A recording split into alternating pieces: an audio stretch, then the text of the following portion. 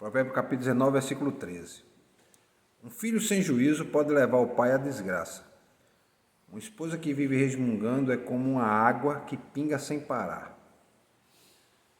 No outro texto, na outra versão, diz assim: o filho insensato é a desgraça do pai, e um gotejar contínuo as contenções da esposa. Olha, se Provérbios, esse aqui foi escrito por Salomão, e ele teve 1975 mulheres, entre esposas e concubinas, ele deve ter tido algumas que viviam reclamando o tempo todo. Entendido do assunto igual ele não tinha, né, pastor? Como é? Entendido do assunto igual ele não tinha. Como entendia do assunto? Entendia do assunto, né? Entendi.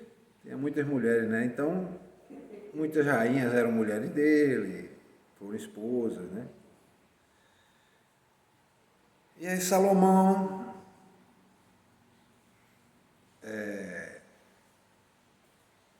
diz isso aqui. Primeira parte do versículo. Um filho sem juízo pode levar o pai à desgraça. Esse texto é muito autoexplicativo, né? Um filho sem juízo leva um pai à desgraça mesmo. Porque ele vai arrumar problemas, todo tipo de problema que seja, e quem muitas vezes tem que resolver é o pai. O exemplo disso é o irmão que ele teve, Absalão, né? Então, e ele acompanhou, né? Porque ele devia ser criança nessa época, adolescente, né? Quando houve esse fato com Absalão. Então, o texto está falando da influência, do impacto de um filho que não tem discernimento. Né? Que não tem discernimento.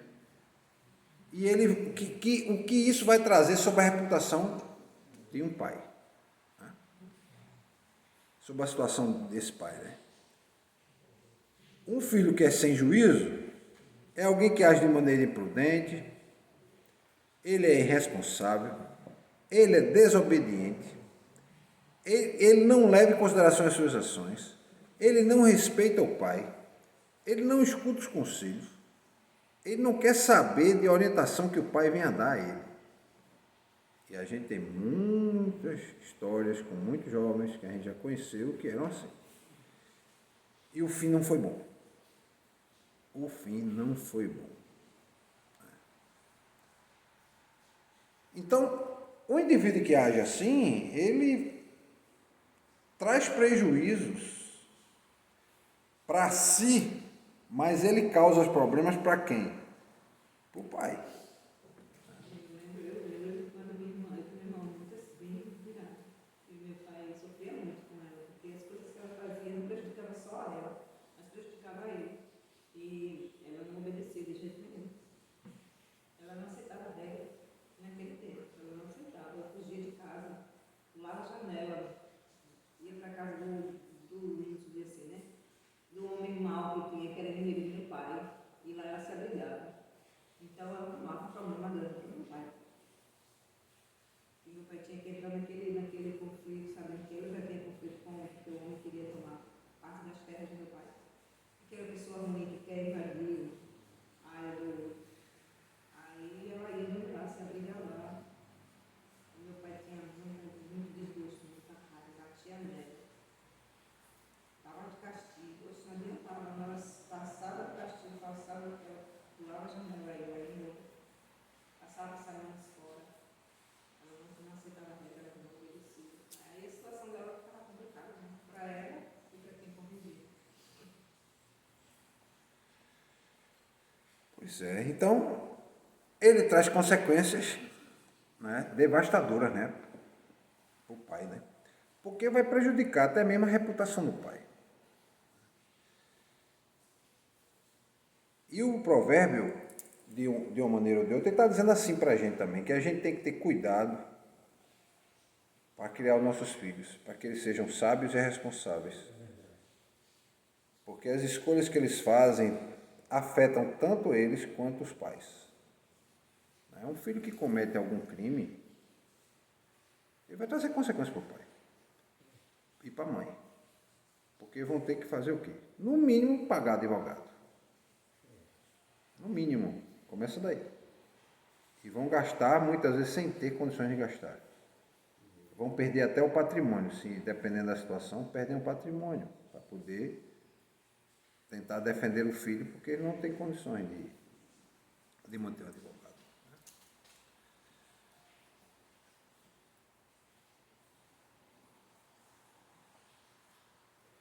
Então, esse cuidado os pais têm que ter.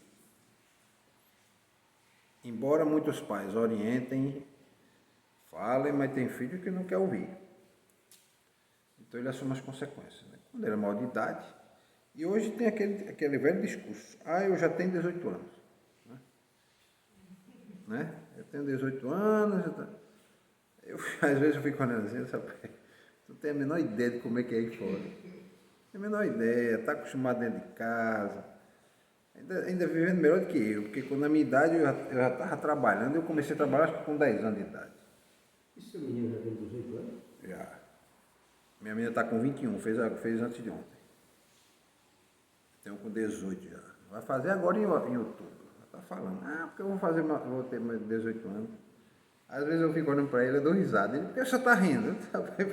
Não nada. Eu não tenho a menor ideia de como é aí fora. Ele é feliz e não sabe. Aí tem um pequeno que fica ouvindo essas conversas, daqui a pouco o pequeno fica querendo dizer a mesma coisa. Aí quando eu digo vocês sabem de nada, ficam falando bobagem.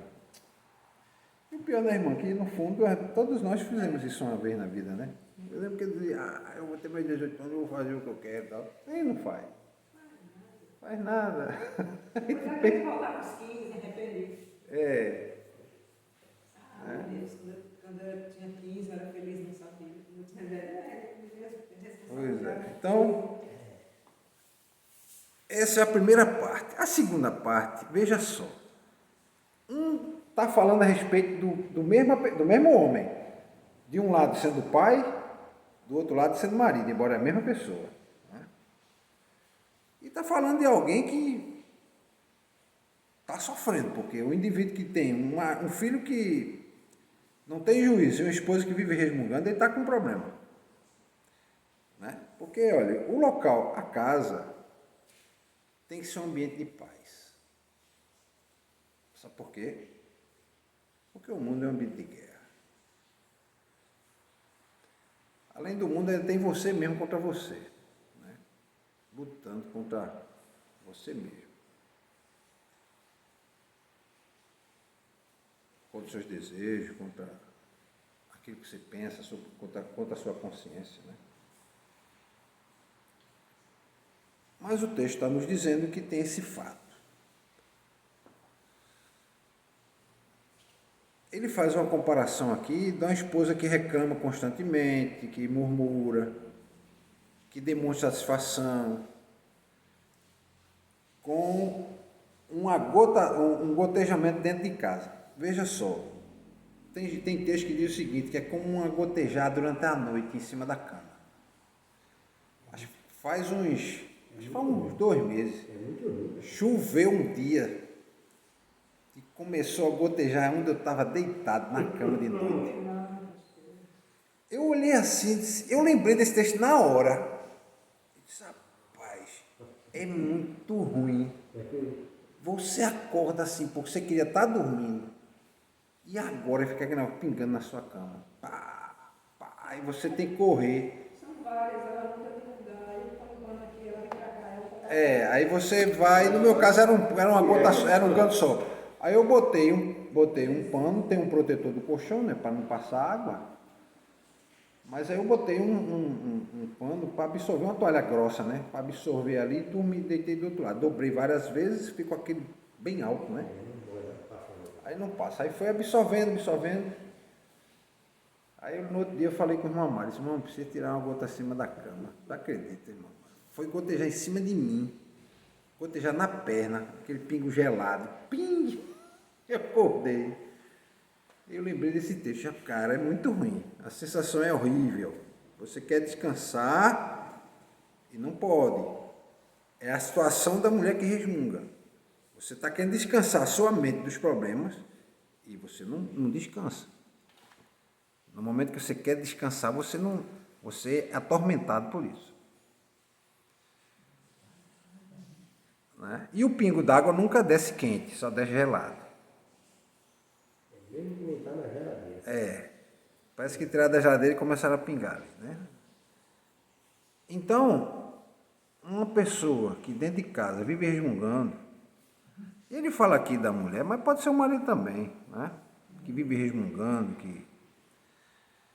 Então ele vai minar o que, meus irmãos? A paz e a harmonia da casa.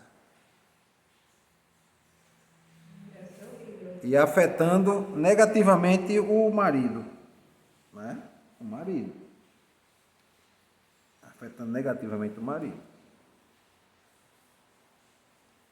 E, além de tudo, afeta o ambiente familiar. Porque lá na frente, em Provérbios, a gente vai estudar esse texto. A mulher sábia edifica a casa e a insensata destrói. Alguém pode dizer, essa Bíblia só fala das mulheres.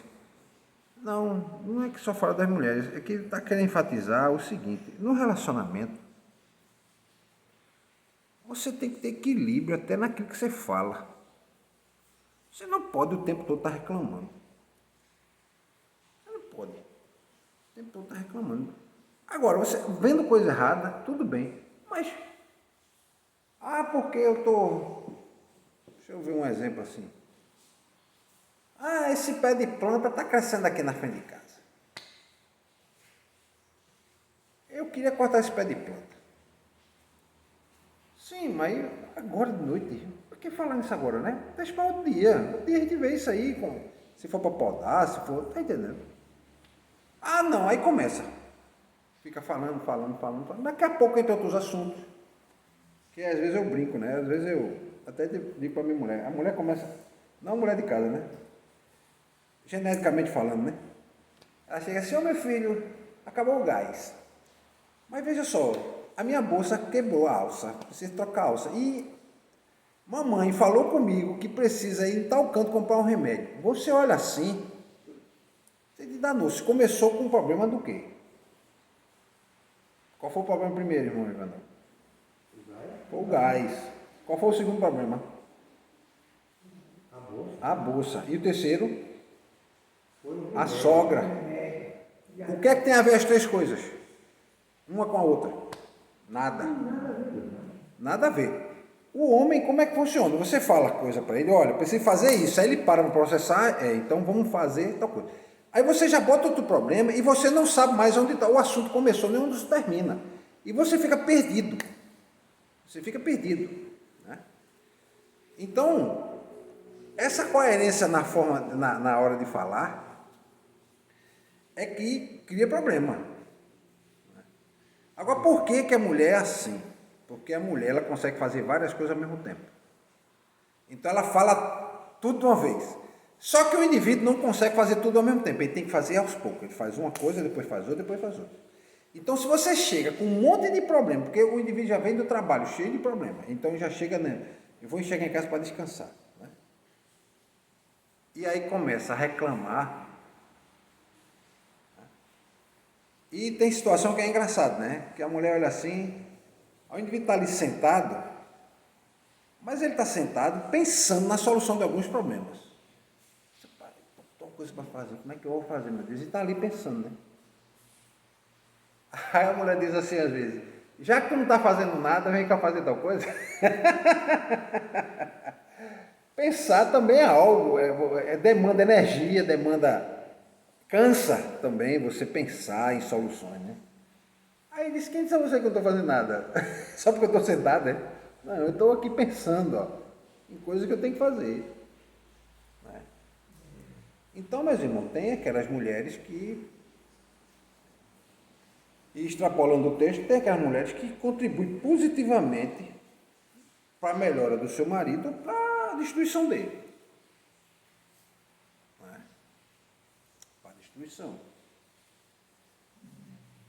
Como do mesmo forma que o marido. Mas a ideia aqui é que o homem está fora de casa, passa o dia trabalhando, certo? E quando ele volta, ele encontra todos esses problemas. E que o menino está com tal coisa, e que minha mãe tal coisa, e que lá na igreja, e que lá no meu trabalho, e que lá... Então é tanta coisa que você olha assim, não, pelo amor de Deus, deixa eu descansar primeiro a minha cabeça, porque já basta o que eu já tive de problema fora de casa.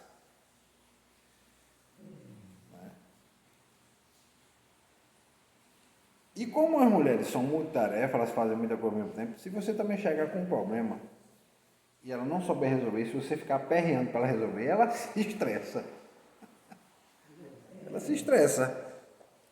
Porque ela não tem a capacidade de resolver, aí resultado. Às vezes eu brinco, né? Eu digo lá em casa, vocês são assim. Porque tem a minha mulher e tem a minha menina, né? Ah, porque o senhor, porque lá vai ligar, tá certo. Na hora que der errado, sabe o que vão fazer? Papai, Marco. É a primeira palavra que vocês vão vir na mente para chamar. Se vocês fizerem diferente do que eu estou dizendo, que eu sei que vai dar errado, não me chame não. Tá certo? Fizeram. Quando deu errado. Aí, olha, aconteceu tal coisa. Que coisa? Não quero saber não. Foi vocês que inventaram, resolvam. Acharam ruim, mas foram resolver. Eu disse que não era para fazer disso. Eu não disse que não era para fazer e que ia dar errado. Não me escutaram, então pronto. Agora são as consequências. Agora, fazer, dar errado, e eu que tenho que resolver? Não, resolva. Né? Resolva. Paga o preço, né, das escolhas. Então, a gente aprende no texto aqui que, no fundo, meus irmãos, o que tem que acontecer em casa é cultivar um ambiente de paz. No fundo, é isso que o texto está querendo chamar a atenção aqui. Ele usa o termo da mulher aqui porque é o caso do marido que trabalha e chega em casa. Né? Mas, no fundo, pode ser o marido também. Né? Pode ser o marido também. Então, a ideia é cultivar um ambiente de paz. Né? Um ambiente de comunicação, uma comunicação saudável. Que hoje em dia, meus irmãos, a comunicação está cada vez pior. As pessoas não sentam mais para conversar, para pensar, para dialogar, né? Estou pensando em fazer tal jeito, estou pensando em fazer tal coisa. Não, mas por que você não faz assim? Será que vai dar certo? Ó, tem isso e isso. Mas e tal coisa? Então, nesse diálogo, as pessoas vão apresentando cada uma as suas ideias, né? O outro vai contra-argumentando sobre a ideia do outro e apresentando outras soluções, até que um ponto você chega numa solução que é uma solução unificada, ou seja, é uma solução que foi acordada. E quando essa solução foi acordada, todos os dois estão no mesmo propósito. É a ideia da missão e da submissão. Que muita gente confunde e acha que submissão da esposa é ser capaz do marido. Não tem nada a ver uma coisa com a outra. É estar na mesma missão. E a ideia é que a mulher vai dar as suas ideias, o marido vai observar, mas quem vai cumprir a missão é ele. Entendeu? Quem vai cumprir a missão é ele. Quem vai fazer, quem tem que tomar atitude e ir à frente é o homem. Mas como muitos homens querem destruir famílias, mas não destrói a deles. Se for olhar na família de quem tem essas ideias, ele não põe em prática isso na casa dele. Os filhos não respeitam pais. Pode ir na casa deles que não é assim. Os filhos respeitam. E ele é rígido e duro com essa ideia de respeitar ele. Mas ele quer que na casa dos outros não seja assim. Sabe por quê? Porque, meus irmãos, Jesus já disse algo que vale para dentro de uma casa. Uma casa dividida, ela não consegue permanecer em pé. Ela é facilmente dominada.